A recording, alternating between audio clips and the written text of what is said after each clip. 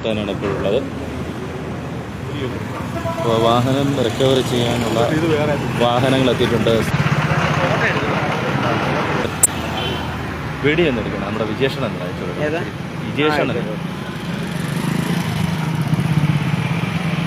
നമ്മുടെ സുരേഷ് സാറ് ഇവിടെയുണ്ട്. സുരേഷ് സാറ് ഗതാഗതം നിയന്ത്രിച്ചുകൊണ്ടിരിക്കുകയാണ്. ഇത് നമ്മുടെ ചെയർപേഴ്സൺ ശ്രീമതി റീന സാമുവൽ എത്തിയിട്ടുണ്ട്.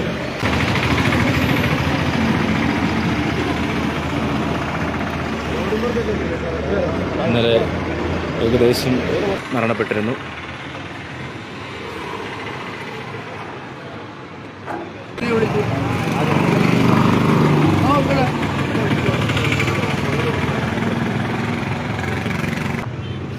മഴ പെയ്യായിരുന്നു.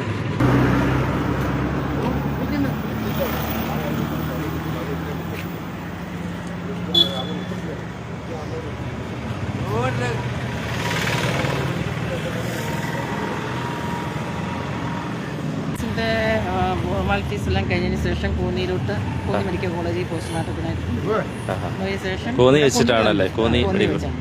എന്നിട്ട് അതിന് ശേഷം ഇവിടെ കൊണ്ടുവരും ആൾക്കാരെ കാണിക്കാൻ വേണ്ടി. അത് കഴിഞ്ഞിട്ട് കൊട്ടാരക്കരയിൽ കൊണ്ടുപോയിട്ട് കൊല്ലത്ത് ജുമാ മസ്ജിദിലാണ്. കൊല്ലത്താണ് അല്ലേ? നമ്മുടെ ഇവിടുത്തെ പ്രൊസീജിയേഴ്സ് എല്ലാം കഴിഞ്ഞ് ഇപ്പോൾ കോന്നിയിലോട്ട് വിട്ടു. കോന്നിയിലോട്ട് വേണ്ടി പറയാം.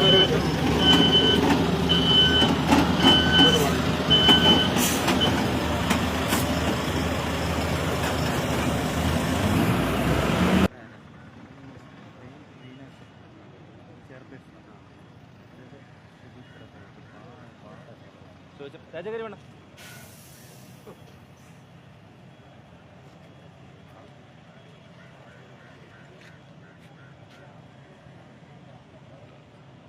പറഞ്ഞു വന്നത് രാവിലത്തെ ഒരു ആക്സിഡൻറ്റ് വീഡിയോ നിങ്ങളിലേക്ക് എത്തിച്ചിരുന്നു, ലൈവായി തന്നെ എത്തിച്ചിരുന്നു. ഇപ്പോൾ ആ വാഹനം, ടോറസ് വാഹനം റിക്കവർ ചെയ്യാനുള്ള ശ്രമങ്ങളാണ് നടന്നുകൊണ്ടിരിക്കുന്നത്. വാഹനം എത്തി രണ്ട് സൈഡിലെയും ഗതാഗതം നിയന്ത്രിച്ച് നിർത്തിക്കൊണ്ടാണ് ചെയ്യുന്നത്. അതുപോലെ തന്നെ മരണപ്പെട്ട മറിയം ബീബിയുടെ പോസ്റ്റ്മോർട്ടം നടപടികൾ കോന്നി മെഡിക്കൽ കോളേജിൽ തുടങ്ങി എന്നാണ് നമുക്ക് അറിവ്. അതിനുശേഷം ദീർഘകാലം ഇവിടെ ഒരു സ്ഥാപനം ഉണ്ടായിരുന്നു. അവർക്ക് ഒരു ചെറിയ തട്ടുകട ഉണ്ടായിരുന്നു. ഈ വീടിനോട് ചേർന്ന് തന്നെയായിരുന്നു ആ തട്ടുകട പ്രവർത്തിച്ചിരുന്നത്. അപ്പോൾ അത്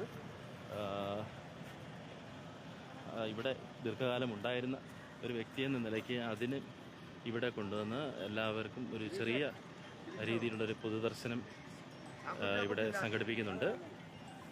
ആ പൊതുദർശന ശേഷം